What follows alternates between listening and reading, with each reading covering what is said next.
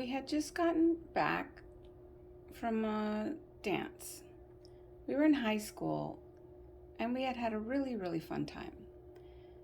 We were the same six friends, six girlfriends, just really enjoying ourselves during our high school years. And we had just come home from a really fun dance.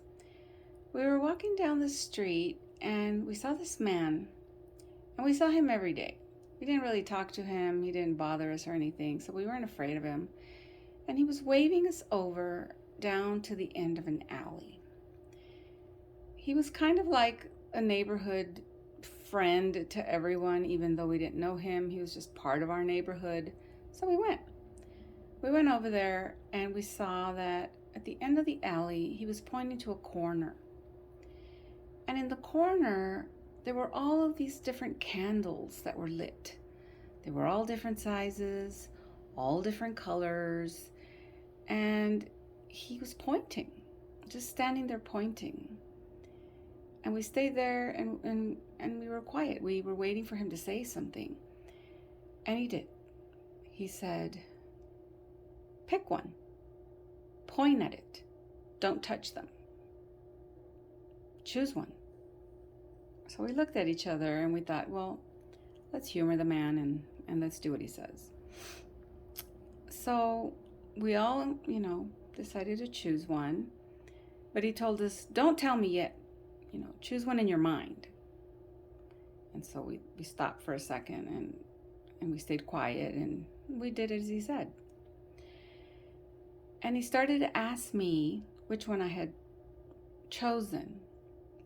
And right before I was about to say, because in my mind I had chosen a red one, it was encased in a red jar. It was a red candle encased in a red jar.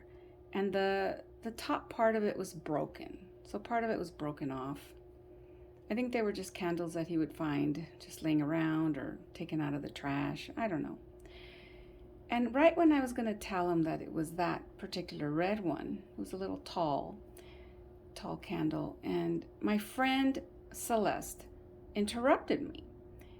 And she said, "I chose that one." And she was pointing to this really small jar. It was also a red jar, but the candle was white on the inside. It was a little damaged as well, just had a kind of a side of it had a little hairline crack on it, and you could kind of see the light just shimmer through it. So she beat me to it. So then he turned his attention away from me and he looked over at Celeste and he said, "Oh, so that one right there?" And she said, "Yes," getting a little nervous for some reason. We could feel the air just kind of change and it got just a little apprehensive. And then his voice got low and he said, "Oh, well, we won't be seeing you anymore." We looked at each other like, "What?" And I said, "What do you mean?"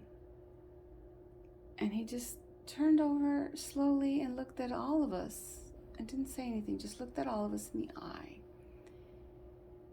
And then he said, "Well, you see, each one of those candles is you. It's you."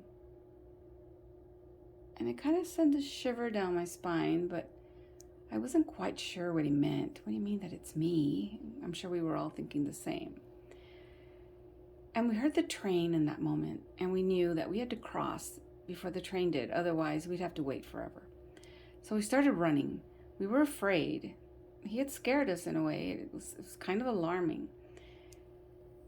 And when we ran, we noticed that the train was already passing. And so we knew we had to wait a long time. So we started walking back toward the alley. And when we got to the alley, the candles were still burning and he was still standing there. And he looked at me and he said, "Which one did you choose?" And I pointed at the taller red one. I said, "That one." And he said, "Oh, well, okay then." And that's all he said. But for some reason, the air seemed to shift. There was like a breeze that kind of moved our hair in such a way as if someone were caressing us. And that was kind of the start of something. For the following week, my friend Celeste and her family went to Puerto Rico. They were going on vacation for 2 weeks. And it was this happy thing. We sent her off, said, have fun, and she left. And a week later, her parents were back and they were crying and they looked really distraught. And we asked what had happened. And this was a long time ago where we didn't have any cell phones or things like that or social media. And they told us that she had disappeared, that they didn't know where she was, that they spent, right when they had gotten there, literally like a couple of hours, and then she went missing. She had disappeared.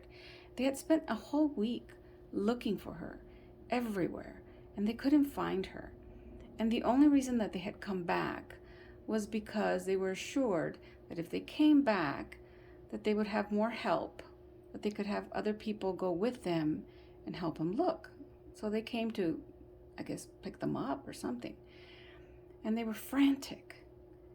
And all of us, my friends and I, we just looked at each other and we thought back to those candles and we thought, no, it couldn't have been that. But it did kind of stay with us a little bit. She had picked the shortest candle.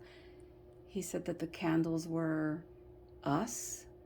And I kind of thought, well, does that represent our life? Like the lifespan? And then we just shrugged it off like, no, they'll find her. She's okay, I'm pretty sure. And they'll come back in another week and everything will be okay. But turns out they never found her, ever. To this day, decades later, she has never been found.